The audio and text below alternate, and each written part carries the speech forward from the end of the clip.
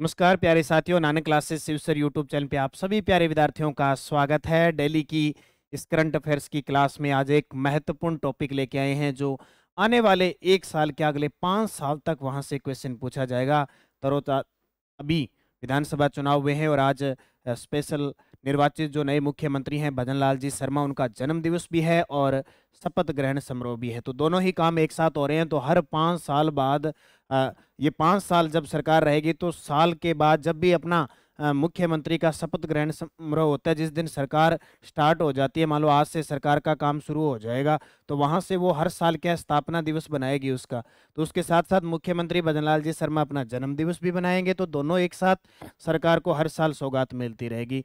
उसके अकॉर्डिंग अभी जो 16वें विधानसभा चुनाव हुए हैं उसमें क्या प्रक्रिया रही, किस प्रकार कैसे विधानसभा चुनाव हुए, कितने प्रतिशत मतदान हुए, कितने प्रतिशत महिला मतदान, पुरुष मतदान, ग्रामीण शहरी, सब पर पूरी विस्तृत चर्चा इस वीडियो के माध्यम से करेंगे। डेली आपको ये एक क्लास मिलती है। तो 16वीं विधानसभा चुनाव 2023 का विस्तृत विवरण हम पढ़ेंगे। एक बार इस चैनल को सारे विद्यार्थी सब्सक्राइब कर लो, जिसने नहीं किया सब्सक्राइब कर लो और बेल आइकन के घंटे को दबा लो ताकि आपके पास इसका नोटिफिकेशन पहुंच जाए। तो करें स्टार्ट आज की इस क्लास को। देखिए, राजस्थान 16वीं विधानसभा, राजस्थान 16वीं विधानसभा चुनाव, यानी कहने का मतलब 2023 तक राजस्थान के अंदर टोटल 15 विधानसभा है वो कंप्लीट हो चुकी है। कितनी?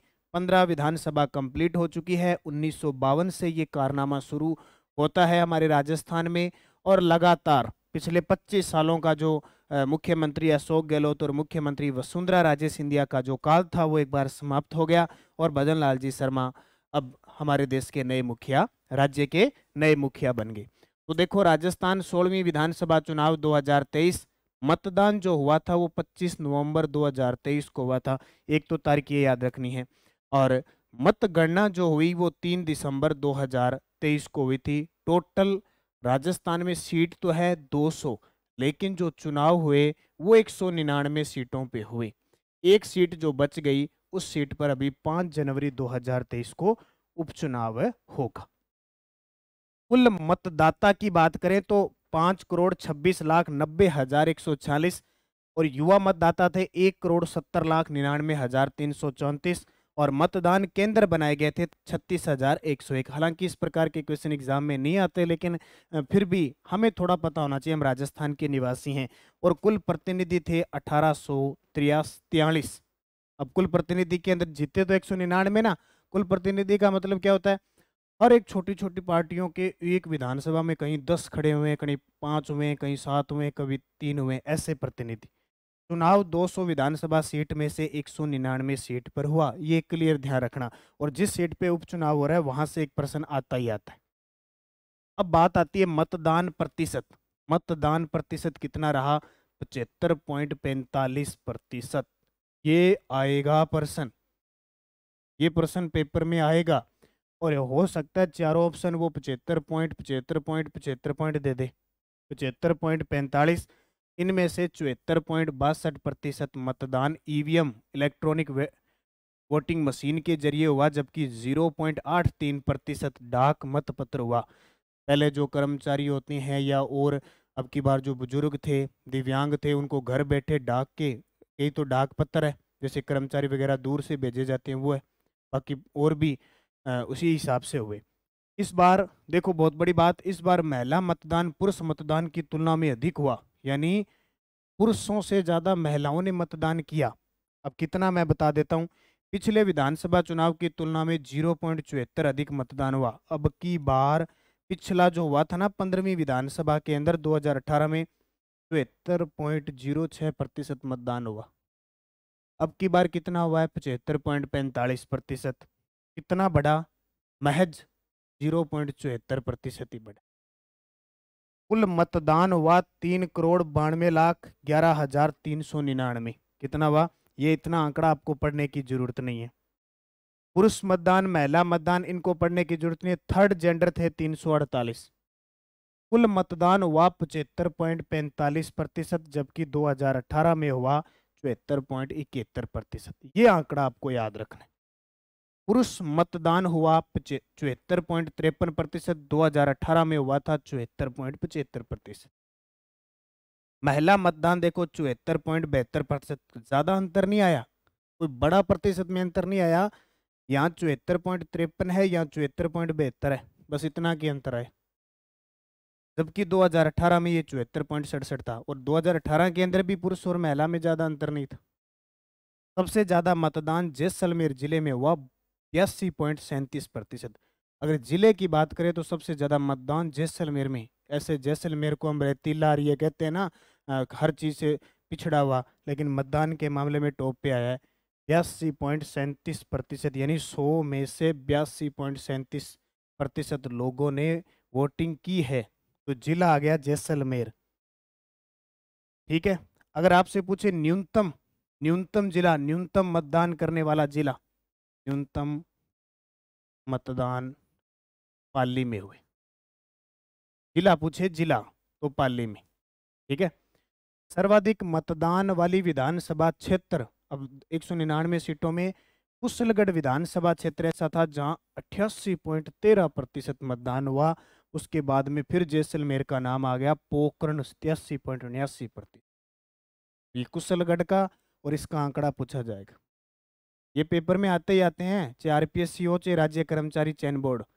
कंडीशन ये है कि फिलहाल बेरोजगारों की संख्या इतनी बढ़ चुकी है कि इस भीड़ को छंटनी करने के लिए इस प्रकार के क्वेश्चन दिए जाएंगे। आपने आज से 10 साल पहले प्रश्न देखो, आप इतने लल्लन टॉप प्रश्न आए हुए हैं कि हम सारे सही कर सकते हैं। ठीक है, लेकिन पिछले 10 साल 5 साल खास करके दो भर्तियां देख लो, 2 सरकारों का देख लो, 10 साल के बाद इतनी भीड़ बढ़ी है, रुझान इतना हुआ है, क्योंकि हमारा समाज ये कहता है कि नौकरी लगा होना चाहिए। हर तरीके से नौकरी नौकरी नौकरी हो गई एक दूसरे, और गांव से अब लगते हैं, पड़ोसी लग गया तो दूसरा भी ये कहेगा भी हमारा बच्चा भी नौकरी लगना चाहिए, हो जाता है ना। तो ये ज़्यादातर इससे भी भीड़ बहुत बढ़ गई। हालांकि हर सेक्टर में काम होता है, लेकिन नौकरी का चाव, ये भीड़ इतनी बढ़ गई।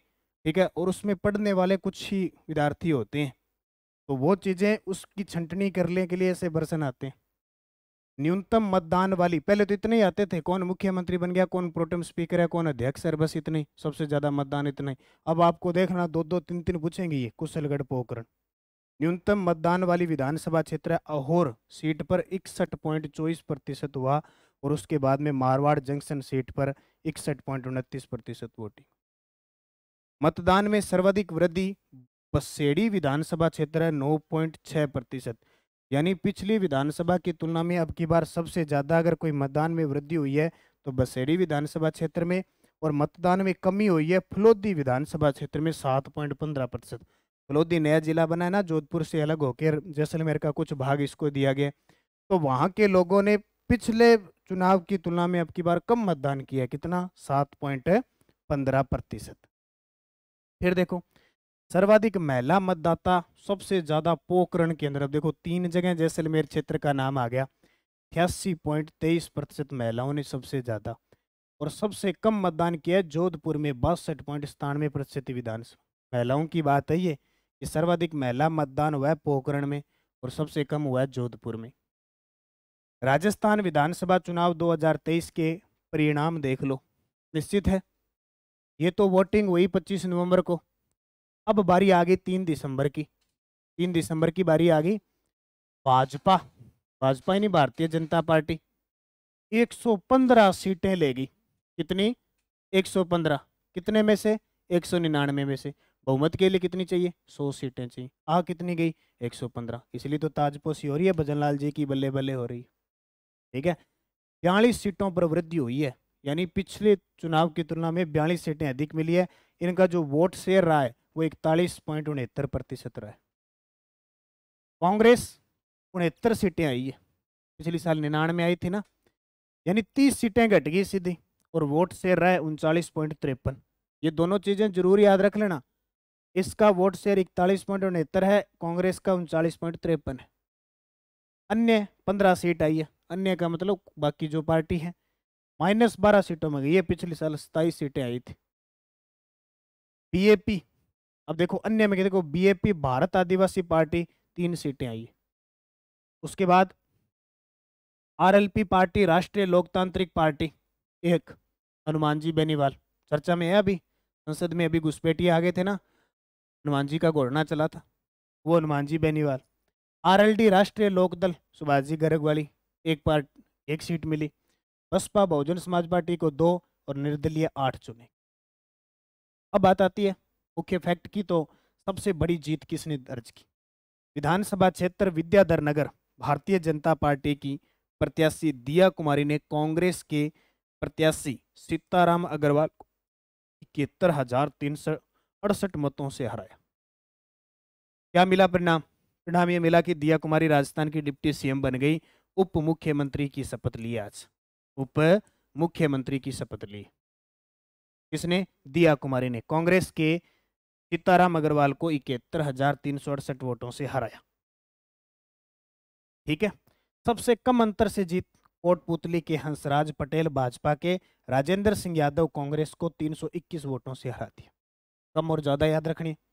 सबसे युवा विधायक रविंदर सिंह भाटी, विधानसभा क्षेत्र शिव, आयु 25 वर्ष बताई है इन्होंने, और पार्टी निर्दलीय, और अभी हाल ही में अमेरिकी संसद के द्वारा इन्हें सम्मानित किया जाएगा और वहां से बधाई पत्र आया है।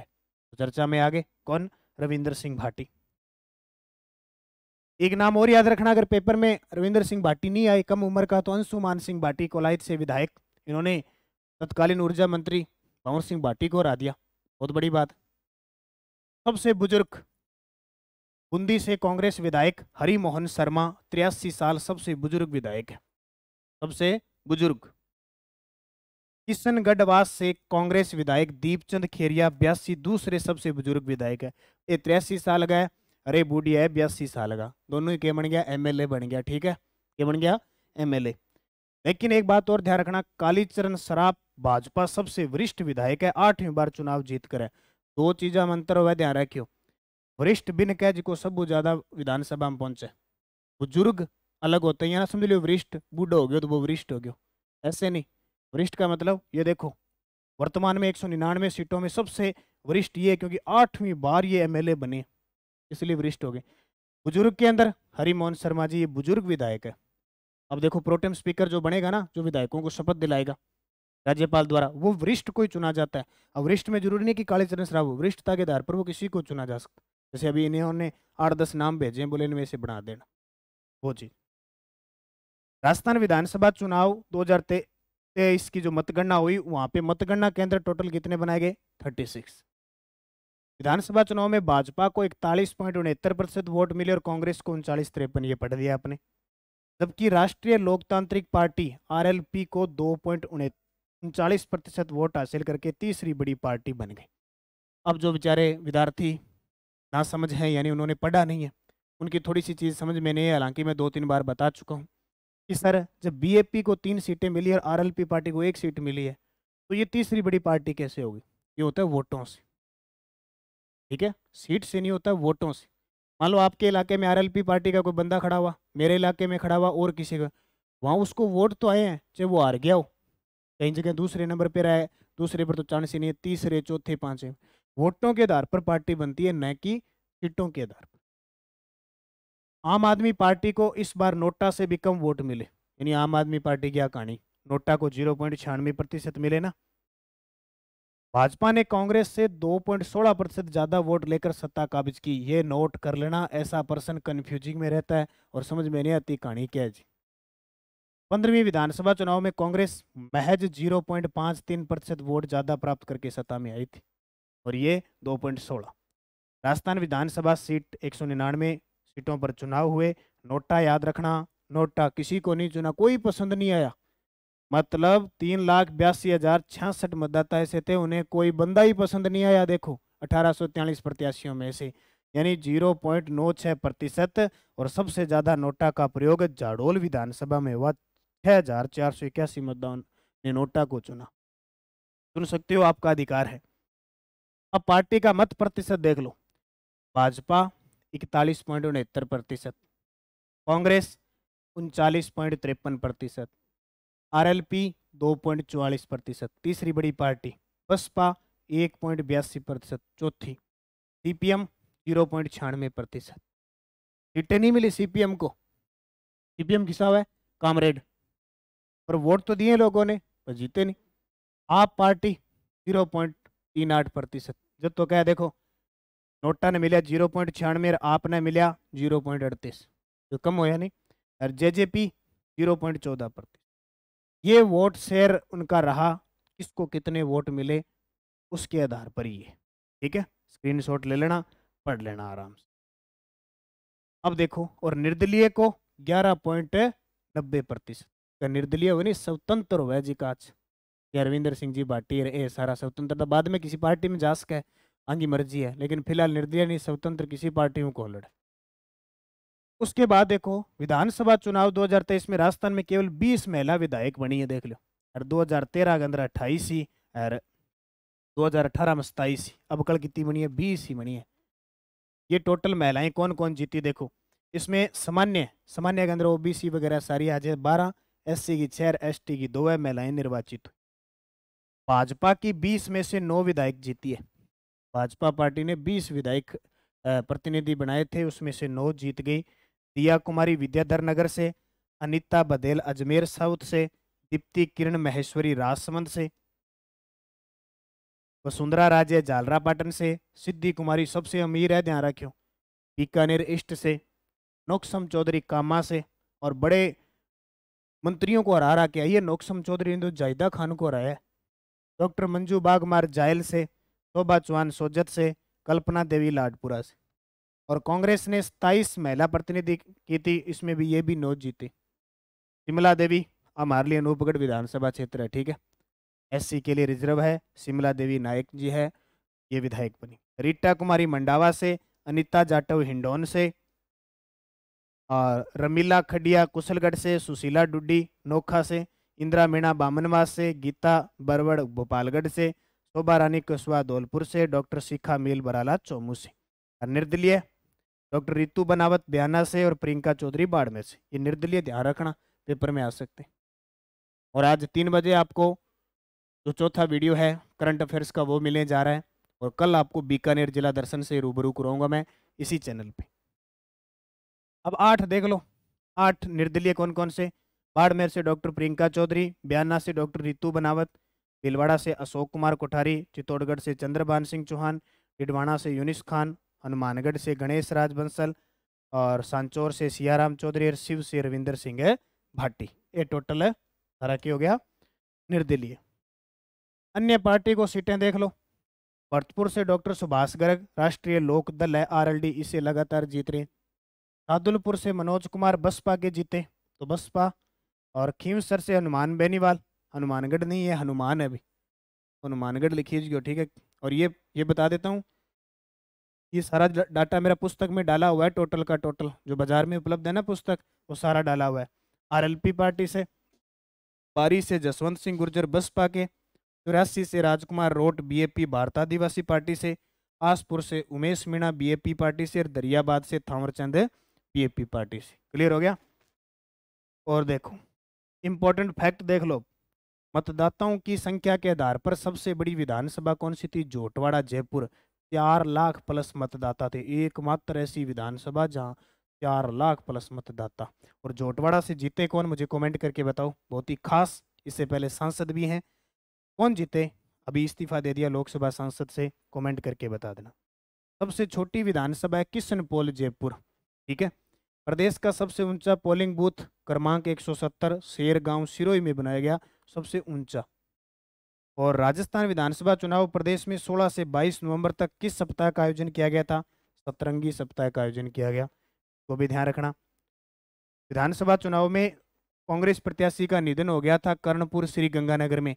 अब यहाँ पे जो चुनाव होंगे वो होंगे 5 जनवरी को, और अभी नामांकन वगैरह शुरू हो चुका है ना, 5 जनवरी 2024 को। अब 24 की आदत डालनी पड़ेगी, 24। और किस खिलाड़ी को स्टेट इलेक्शन आइकन नियुक्त किया गया? दिव्य कीर्ति सिंह, और इन्हें अभी 2023 का अर्जुन अवार्ड भी मिलेगा। दिव्य कीर्ति सिंह नागौर में जन्म, जयपुर में रह रही है, घुड़सवार है। एशियन पे जो गेम हुआ था उसके अंदर इन्होंने टीम इवेंट में स्वर्ण पदक जीता। विधानसभा चुनाव में बुजुर्गों और दिव्यांगजनों हेतु होम वोटिंग की प्रक्रिया को सरल बनाने हेतु सहज भीलवाड़ा ऐप किसके द्वारा लॉन्च किया गया? तो राज्य निर्वाचन जो अधिकारी है प्रवीण गुप्ता, उनके द्वारा। केंद्रीय चुनाव आयोग ने चुनाव संबंधी कार्यों के त्वरित निस्तारण की प्रक्रिया को प्रभावी बनाने के लिए कौन सा ऐप लॉन्च किया था? सुविधा पोर्टल। ये आचार संहिता लगी थी ना, 9 अक्टूबर से आचार संहिता लगी, 9 अक्टूबर से। तो उसके बाद सारा काम प्रशासन करने लगी, यानी सरकार काम नहीं कर रही थी, तो फिर कोई शिकायत है और है तो चुनाव आयोग ने ये काम कर दिए। आचार संहिता के उल्लंघन की शिकायतों के लिए किस ऐप को लॉन्च किया? C vigil app. इसको स्टार लगा लेना भी, ये प्रश्न पक्का आएगा। और राजस्थान में सबसे ज्यादा शिकायतें मिली। विधानसभा चुनाव 2023 में उम्मीदवार की खर्च सीमा जो पहले 28 लाख थी अब 40 लाख कर दी। और सर्विस वोटर के अलावा 8 विभागों में काम करने वाले कर्मचारियों को भी भारत निर्वाचन आयोग ने डाक मतपत्र के जरिए वोटिंग की सुविधा दी थी। और इस श्रेणी में पहली बार राजस्थान में मीडिया कर्मी को भी शामिल कर लिया था। विधानसभा चुनाव में बुजुर्गों और दिव्यांगजनों हेतु होम वोटिंग की प्रक्रिया शुरू हुई थी। 62,927 मतदाताओं ने विकल्प के तौर पर इस सुविधा को मांगा था। इसमें बुजुर्ग 80 वर्ष से अधिक आयु के 51,033 थे और दिव्यांगजन थे 11,894। यानी वो बुजुर्ग जो 80 साल से ऊपर है, अगर वोट नहीं दे सकते जाके तो उनको वोटिंग करवाई जाएगी। और दिव्यांग जो 40% से ज़्यादा दिव्यांग है। वोट फ्रॉम होम, यानी फिर वो प्रक्रिया शुरू हुई। तो इसके तहत महावीर नगर के दिव्यांग भारत शर्मा ने पोस्टल बैलेट से पहला वोट घर बैठे डाला था। और बुजुर्गों में राजस्थान में पहला मतदान हवा महल की इंदु बाला के नाम दर्ज है, इन्होंने डाला था। बुजुर्ग में इंदु बाला और दिव्यांग में भारत शर्मा। ये हो गया क्लियर। चुनाव हुए, मतगणना हुई, सारा परिणाम आ गया। अब रह गया बहुमत दल के नेता को चुनना, और वो भी चुन लिए गए हैं। हमारे राजस्थान के नए सीएम बन चुके हैं और आज उनकी हो गई ताजपोशी।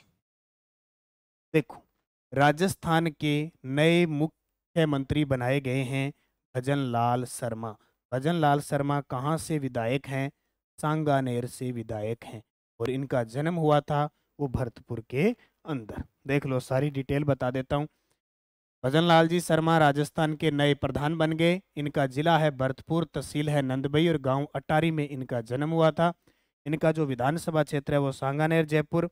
और पहली बार एमएलए बने हैं, विधानसभा सदस्य बने हैं। सबसे बड़ी बात, 2014 से 16 तक भारतीय जनता पार्टी के राज्य प्रदेश उपाध्यक्ष रहे और 2016 से अब तक भारतीय जनता पार्टी के राजस्थान के महामंत्री थे। व्यक्ति के अनुसार ये 14वें मुख्यमंत्री बने हैं और पद के अनुसार ये 26वें मुख्यमंत्री बने हैं। इससे और अभी 3-4 विधानसभा भोपाल हो रहे थे। मध्य प्रदेश के सीएम बने हैं मोहन यादव, छत्तीसगढ़ के विष्णु सहाय, तेलंगाना के रेवंत रेड्डी और मिजोरम के लाल दुहोमा। उसके बाद देखो, राजस्थान के नए उप मुख्यमंत्री बनाए गए। अब देखो, भजनलाल जी शर्मा नए हैं, पहली बार विधायक बने हैं, तो उनको सहयोग तो चाहिए। हालांकि संविधान में कोई प्रावधान नहीं है उप मुख्यमंत्री का, लेकिन सहयोग के लिए दिया कुमारी और डॉक्टर प्रेमचंद बैरवा को बना दिया। दिया कुमारी की अगर बात करें तो उप मुख्यमंत्री बन चुकी है राजस्थान की। 2013 में सवाईमाधोपुर से विधायक बनी थी, 2019 में राजसमंद से लोकसभा सांसद बनी थी और 2023 के अंदर 16वीं विधानसभा में विद्याधर नगर से विधानसभा चुनाव जीता और सबसे बड़ी जीत इन्होंने दर्ज की थी। डॉक्टर प्रेमचंद बैरवा की बात करें तो उप मुख्यमंत्री राजस्थान के 2013 में पहली बार दूदू से विधायक बने, 2018 में निर्दलीय बाबूलाल नागर से हार गए और 2023 में दूदू विधानसभा से जीत गए और डिप्टी सीएम बन गए। ठीक है। अब तक राजस्थान के 5 उप मुख्यमंत्री बने थे। टीकाराम पालीवाल जयनारायण व्यास के समय, हरिशंकर बाबड़ा भैरव सिंह शेखावत के समय, बनवारीलाल बैरवा, कमला बेनीवाल और सचिन पायलट ये सीएम है अशोक गहलोत के समय। 16वीं विधानसभा के अध्यक्ष बनाए गए हैं तो वासुदेव देवनानी। 15वीं के डॉक्टर सीपी जोशी थे। अभी तो प्रोटेम स्पीकर वगैरह बनेंगे और भी करंट बनेगा, सारे मंत्री नहीं बनेंगे, उनकी हम चर्चा करेंगे। वासुदेव देवनानी क्या है कि 16वीं राजस्थान विधानसभा के अध्यक्ष बने हैं। अजमेर उत्तर से ये विधानसभा से आते हैं। कहाँ से? अजमेर उत्तर से। व्यक्ति के रूप में 18वें अध्यक्ष होंगे और अनुच्छेद 178 में विधानसभा अध्यक्ष और उपाध्यक्ष के पद का उल्लेख मिलता है। तो ये सारी की सारी बातें थी विधानसभा चुनाव की। पुस्तक जो आई हुई है उसके अंदर पूरी डिटेल मेरी डाली हुई है, वो पुस्तक जरूर अध्ययन करें। ऑनलाइन ऑर्डर आपको बता दिया गया है और ऑफलाइन भी आप प्राप्त कर सकते हैं। बाकी मेरी जो डेली क्लासें आ रही है उनको कंटिन्यू लो। सुबह 8:30 पर फिलहाल नानक क्लासेस पे जो क्लासें आ रही है 10 से 15 मिनट की डेली, वो ज़रूर अध्ययन करें, मेहनत करें। और डेली ये क्लास, मैं एक क्लास आपको देता हूँ डेली न्यूज़ एनालिसिस, जो परीक्षा की दृष्टि से बहुत इंपॉर्टेंट होती है। तो इस चैनल को सारे विद्यार्थी सब्सक्राइब कर लें और वीडियो को लाइक शेयर करें। धन्यवाद। जय हिंद, जय भारत।